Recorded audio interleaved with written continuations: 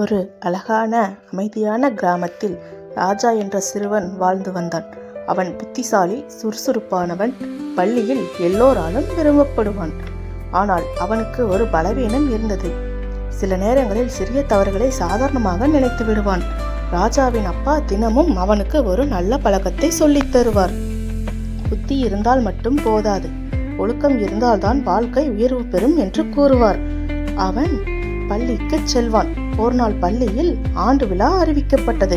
அந்த விழாவில் சிறந்த மாணவருக்கு மாதிரி மாணவன் என்ற விருது வழங்கப்படுவதாக ஆசிரியர் அறிவித்தார். ராஜாவின் மனதில் ஒரு ஆசை வந்தது. இந்த விருது நமக்குத்தான் கிடைக்க வேண்டும் என்று.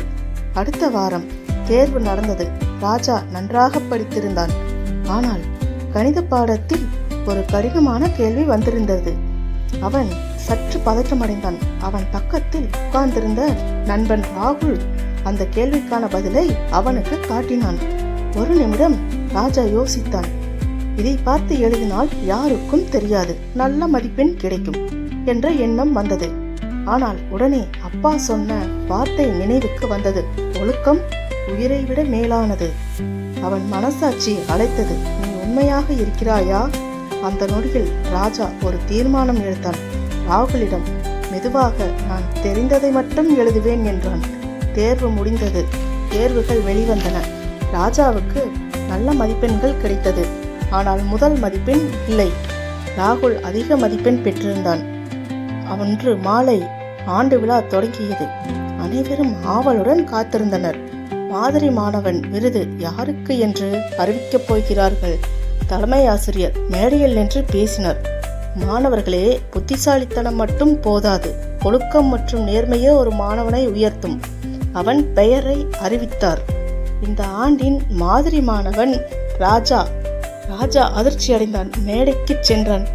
ஆசிரியர் சிரித்துக் கொண்டு கூறினார், தேர்வு நாளில் நடந்த ஒரு விஷயத்தை நான் கவனித்தேன். ராஜா தவறான வழியை தேர்ந்தெடுக்கவில்லை, அதனால்தான் இந்த விருது. அந்த நொடியில் ராஜாவின் கண்களின் கண்ணீர் மலர்ந்தது. அவன் புரிந்து கொண்டான். வெற்றி என்பது உயர்ந்த மதிப்பெண் அல்ல, நல்ல மனசாட்சியுடன் வாழ்வதே உண்மையான வெற்றி.